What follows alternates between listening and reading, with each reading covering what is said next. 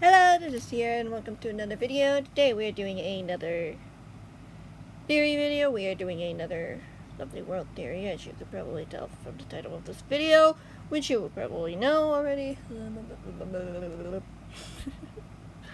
This one may be a shorter one, but then again, the thought process of all of it is kind of interesting. I will link all the videos that are mentioned in the description. If I forget any, let me know and I can quickly add it. Because there are a lot of videos for this one. Because there's a lot of evidence. Let's get started.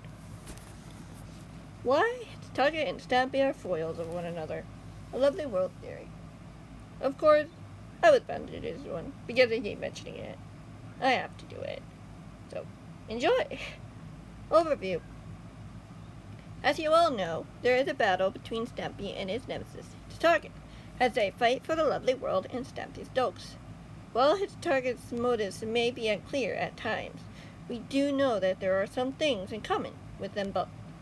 So, what exactly am I saying? Well, I believe that Stampy and his target are far more similar than you might think. Foils of each other, in fact, in some ways than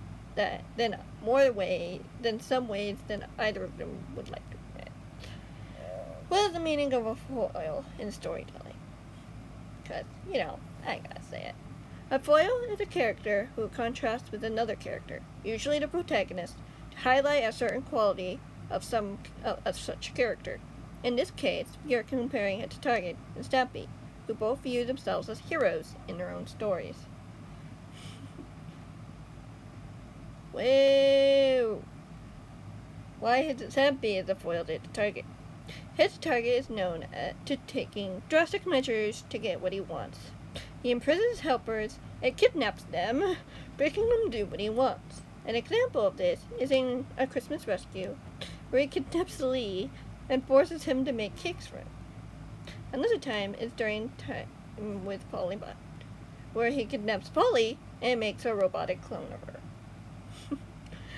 Stampy, on the other hand, doesn't force anyone to do anything that they don't want to do. He lets the helpers do their own things and do what they love to do and enjoy. He doesn't force Fizzy to build with him, but encourages him when he does something that makes everyone's day just a little bit better. He can be strict, but he is reasonable. Another instance is in Brainwave, where Hit the Target and Viva Dash force the helpers to steal the dogs for them by mind controlling them. Doesn't seem very free choice now, does it?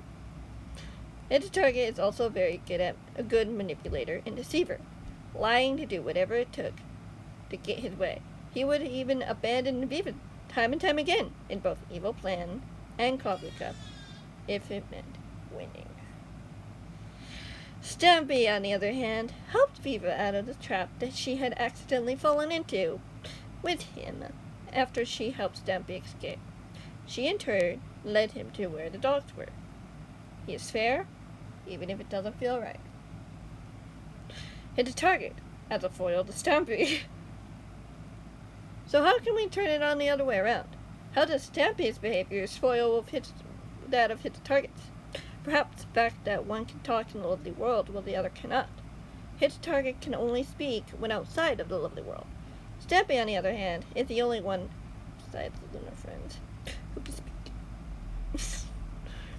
This is echoed all the way back to Revelation and even Mirror World. However, Lovely Waterfall could also be considered outside of the lovely world, and yet its target does not speak. Perhaps he couldn't in his ghostly form, or didn't know how to at that time, or chose not to for the sake of surprise. We may never know. Or he didn't know he could. Another foil between Hit the Target and Stampy would be the number of dogs that they have. Before Hit the Target was taken out the first time, he had 2 dogs with him, which were unfortunately murdered in the battle. Stampy, on the other hand, had many dogs, some of them which have died tragically, which leads to Hit the Target's claim that he can take care of them better. But, as we know from Hotspot, he still had Barnaby imprisoned, causing some sort of trauma to the dog to cause him to sleep in Stampy's room from that point on. Clearly something happened that did not end well, and the dog wanted to protect his master from that awful man. That's only a theory, though, since we don't know what happened during the dog's imprisonment. If you want me to do a story on it, I can see what I can do. Of course, it's not going to be canon.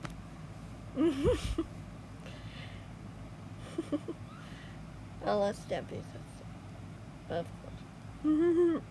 In Stampy's defense, though, the dogs are fairly safe. 6 of which are regularly at the doghouse, while Fluffy and Gregory Jr. are stationed at their own areas. He is much better at ensuring them that they don't get hurt now than he did years ago, since no dogs have died since the loss of Spring in episode 219 of Lovely World. I am not counting Barnaby's deaths at episode 500 because technically that doesn't count any.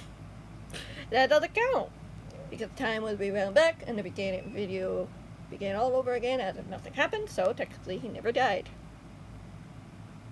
Yeah. Conclusion. There are many reasons why I believe these two are foils of the other. The fact that they treat their friends differently, their animals differently, and even they have different ideals speaks volumes in creating a good story. And it's probably one of the best examples of a foil that I've seen in a while. Long while. It's like fully fleshed out. Years have gone. It's as if he planned it from the beginning, even though he clearly didn't. Anyway, thank you guys so much for watching. I hope you enjoyed. If you have any ideas for other theories, let me know. And yeah, giving my thoughts on stuff.